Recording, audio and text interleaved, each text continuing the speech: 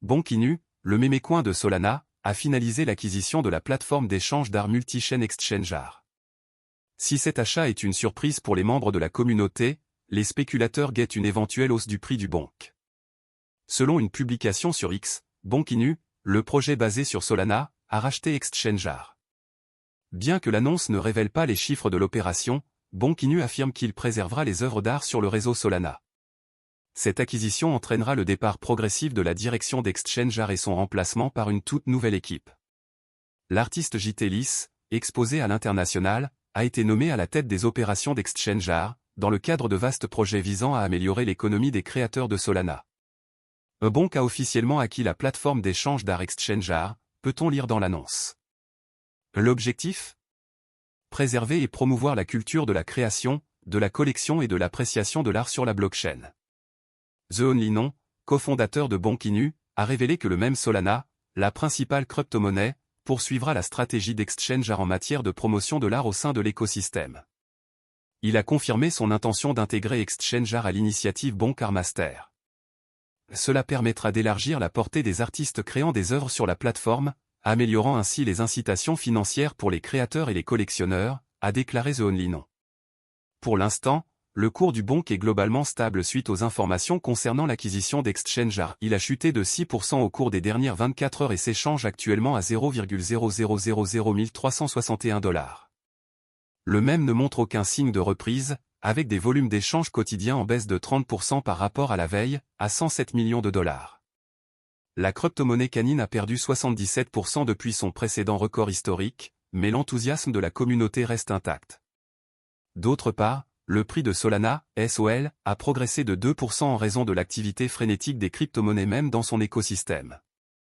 Grâce à cette activité sur le réseau, les experts estiment que le SOL pourrait grimper de 96% pour atteindre 270 $. Malgré l'engouement pour les jetons canins, Cathie Wood prédit que les crypto-monnaies même perdront de la valeur dans les années à venir. Bonk Inu, ou Bonk, est la crypto-monnaie canine du peuple. C'est la première crypto-monnaie Solana Dog créée par le peuple pour le peuple. C'est une nouvelle crypto-monnaie même amusante fonctionnant sur la blockchain Solana. C'est également la première crypto-monnaie Solana Dog créée par la communauté pour la communauté. De plus, Bonk distribuera 50% de l'offre totale à la communauté Solana. Les développeurs en ont assez de la tokenomique toxique d'Alameda et veulent s'amuser. Bonk Inu est une crypto-monnaie même amusante où chacun a les mêmes chances de participer et potentiellement de créer quelque chose d'extraordinaire. Suite à l'introduction d'OpenBook, le projet OpenBonk vise à restaurer la liquidité des DEX Solana. 20% des jetons Bonk ont été alloués aux premiers contributeurs ayant participé à la conception, au développement web, au développement commercial, au marketing et bien plus encore. L'écosystème de Bonk comptait 22 premiers contributeurs. Les jetons bénéficieront d'une période d'acquisition linéaire de 3 ans afin de protéger les participants à l'écosystème. Initialement, le projet réservait 5% supplémentaires aux futurs contributeurs. Cependant, des modifications ont été apportées à la tokenomique, et les 5% précédemment destinés aux futurs contributeurs ont été détruits. La DAO de Bonk recevra 15% des jetons. 5% des jetons ont servi à alimenter Bonk en liquidité sur Orca, Solan, le protocole Monaco et plusieurs autres protocoles décentralisés de l'écosystème Solana. Les 5% restants seront utilisés pour des promotions marketing, des cadeaux et de futurs airdrops. Qu'est-ce qui motive le prix noir ? La récente montée en puissance de Bonk a débuté il y a quelques mois avec l'introduction des pools Bonk de stacking unilatéral. Cette fonctionnalité permettait aux détenteurs de Bonk de générer des rendements sans avoir à déposer un deuxième actif contre lequel Bonk échangerait. Ces 2 dernières semaines, le nombre d'utilisateurs, les frais de transaction et le nombre de transactions Bonk ont fortement augmenté. L'annonce récente, le 14 décembre, de la cotation du jeton par Coinbase, une plateforme d'échange cotée en bourse de premier ordre, a également contribué à la dynamique du prix de Bonk. D'autres crypto-monnaies même, plus anciennes et présentant des capitalisations boursières similaires, comme PP, ont été ignorées par Coinbase, mais avec Bonk, l'effet Coinbase est clairement visible. Cette cotation a renforcé la légitimité du jeton Bonk auprès du grand public et l'a fait connaître à la vaste base d'utilisateurs de Coinbase.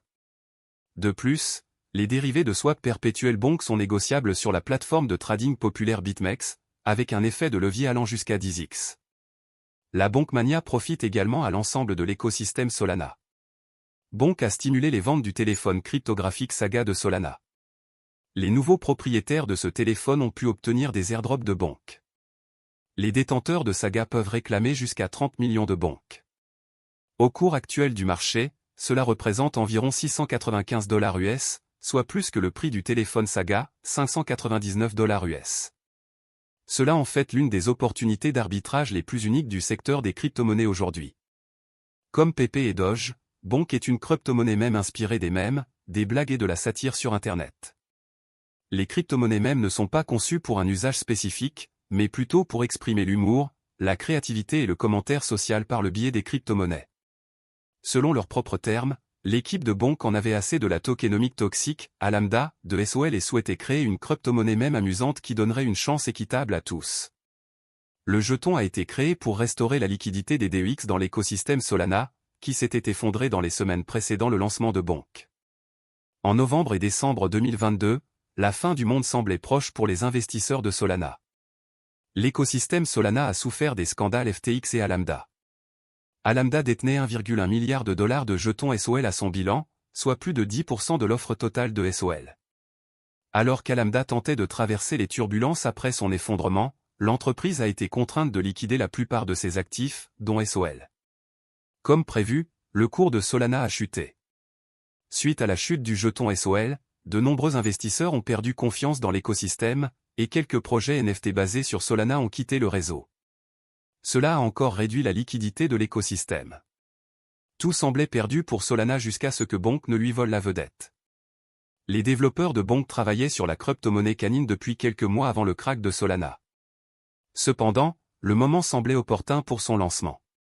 Le jeton Bonk a été lancé le 25 décembre et, comme promis, une part importante de son offre a été distribuée aux artistes, collectionneurs et développeurs de Solana. Cela a contribué à raviver la liquidité sur la chaîne SOL. Que serait une crypto-monnaie mème sans son engouement? Les crypto-monnaies mèmes sont connues pour leur extrême volatilité et la flambée rapide de leur prix, et Bonk n'a pas fait exception. Après son lancement, le jeton a injecté des liquidités dans l'écosystème Solana. L'équipe Bonk souhaitait arracher le contrôle des grands acteurs et des acteurs malveillants et redonner le réseau Solana aux utilisateurs. Dans son livre blanc, de nombreuses intégrations ont été planifiées pour y parvenir. La première étape a consisté à mettre en place un mécanisme de distribution par airdrop favorisant les développeurs et les utilisateurs de Solana. La moitié de l'offre de Bonk a été distribuée par airdrop aux traders de gens et défis, aux artistes NFT et aux développeurs de Solana. Cette distribution massive par airdrop a injecté davantage de liquidités dans l'écosystème Solana. Orca, une plateforme d'échange décentralisée sur la chaîne Solana, a enregistré un volume d'échange de plus de 20 millions de dollars après la distribution. De plus, les pools de liquidités de Solana ont retrouvé de l'attrait, et les fournisseurs de liquidités sur Orca ont obtenu jusqu'à 999% de tags pour la paire Bonk USDC au 4 janvier 2023. Cette évolution intéressante a incité certains investisseurs à revenir sur le réseau. Le projet NFT de God et I00TS, qui a quitté Solana, aurait peut-être regretté de ne jamais l'avoir fait, car il a perdu des milliards de jetons Bonk lors de l'airdrop. Le prix de Bonk a initialement connu une appréciation lente et régulière fin décembre. Tout a changé en janvier 2023. Bonk, qui débutait l'année autour de 0,000002 $, a vu son prix multiplié par 10 en 4 jours. Le prix du jeton a continué de s'apprécier, l'intérêt des investisseurs pour la crypto-monnaie ayant atteint son paroxysme, grâce au succès de la mission de relance de Solana. Le 5 janvier, Bonk a atteint un sommet historique à 0,000049 $. Peu après, cependant, de nombreux investisseurs ont pris leurs bénéfices, et le prix a chuté significativement, s'échangeant autour de 0,000003 $ à la clôture. Du 6 janvier à ce jour, Bonk s'échange entre 0,000001 $ et 0,000002 $. La capitalisation boursière de Bonk est de plus de 75 millions de dollars.